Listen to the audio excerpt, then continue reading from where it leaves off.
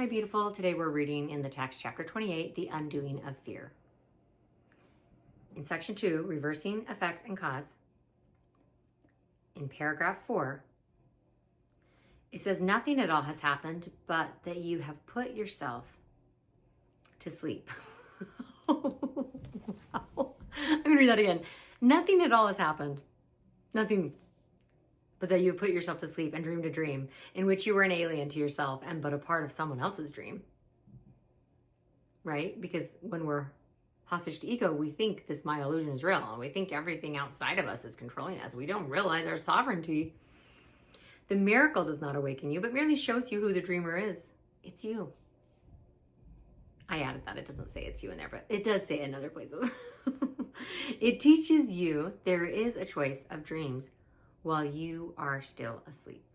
Wow. Okay, so if we're here, we're in this earth school, we're having this human experience, at a bare minimum, you get a choice of dreams. Okay, you're dreaming, you're asleep, but what kind of dream do you want to dream while you're asleep? Depending on the purpose of your dreaming, do you wish for a dream of healing or for dreams of death? A dream is like a memory in that it pictures what you wanted shown to you. And you might say, no, I have nightmares. I don't want that. Some part of you does because your brain is creating it. So even if it's unconscious or subconscious, some part of you wants to have that dream because it's having it. An empty storehouse with an open door holds all your shreds of memories and dreams. Whoa. Yet if you are the dreamer, you perceive this much at least, that you have caused the dream and can accept another dream as well. So that's the good news. If you can dream a nightmare, you can dream a pleasant dream. But for this change in content of the dream, it must be realized that it is you who dream the dreaming that you do not like. You know, I'm going to pause here and say, this is really being scientifically validated. I mean, quantum physics is still in its infancy, but we already have really credible scientists saying, hey guys, from all available evidence, reality didn't create consciousness. Consciousness created reality. It is but an effect that you have caused, and you would not be cause of this effect. In dreams of murder and attack, are you the victim in a dying body slain? But in forgiving dreams, is no one asked to be the victim and the sufferer? These are the happy dreams, the miracle exchanges for your own. If we can dream a nightmare where there's victims and victors, we can dream a nightmare where horrible things happen, then we can dream a dream where they don't. It does not ask you make another, only that you see you made the one you would exchange for this. This world is causeless, as is every dream that anyone has dreamt within the world. No plans are possible and no design exists that could be found and understood. What else could be expected from a thing that has no cause? Yet, if it has no cause, it has no purpose. You may cause a dream, but never will you give it real effects. For that would change its cause, and it is this you cannot do. You cannot do. This is our salvation. I love how, I used to kind of, because I was more ego identified, it kind of bothered me when the Course was like, you can't do that. I'm like, yeah, I can. But now I see it as our salvation, that like, there's just certain things we can't do. We can't make God not love us, and we can't make ourselves sinful. We're not capable of it. For that would change its cause, and it is this you cannot do.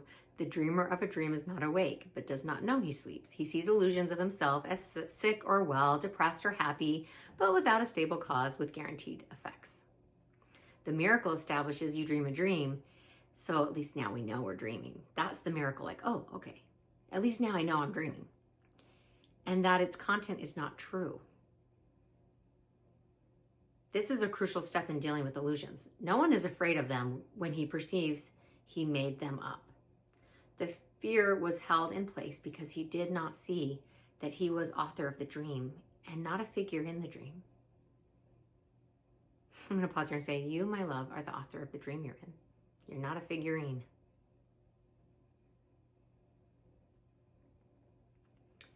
He gives himself the consequences that he dreams he gave his brother. That's how this dream world works. And it is but This the dream has put together and has offered him to show him that his wishes have been done. Thus does he fear his own attack, but sees it at another's hands. As victim, he is suffering from its effects, but not their cause. He authored not his own attack, and he is innocent of what he caused when he sees himself as a victim. So this is the false narrative of the ego. Well, I'm a victim, so I'm suffering from effects. I'm not the cause, but that's not true.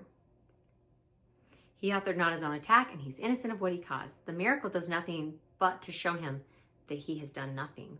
What he fears is cause without the consequences that would make it cause. And so it never was. Wow. Really, A Course in Miracles is this beautiful, gentle pleading. Please recognize that, at least recognize you're dreaming and that you're making this up. And you don't have to be a victim or a victor. You don't have to be, a master or a servant. You don't have these games you're playing. You don't have to play them. You don't have to dream this dream. A dream where he gives himself the consequences that he dreams he gave his brother.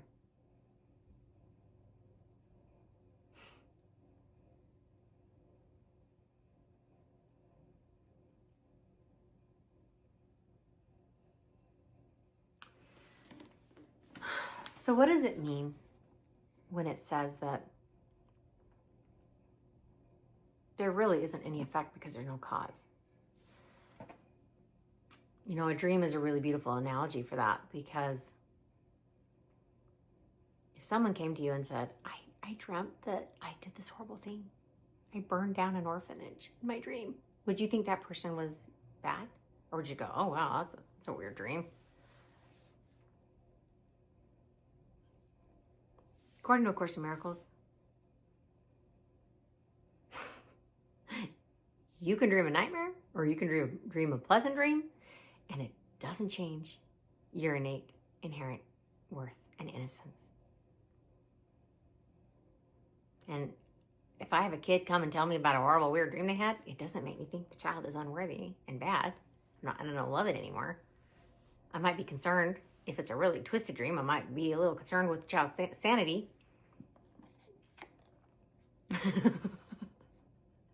And A Course in Miracles admits, yeah, we can, the ego is insane. And when we're ego identified, we're essentially experiencing being insane.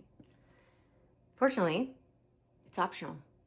You can be host to God, and you can see the truth. And A Course in Miracles is a very powerful tool for that, for upgrading your awareness, changing in a tiny little pitiful thought system for the truth. Thank you so much for being here. Thank you for joining me. I love you so much.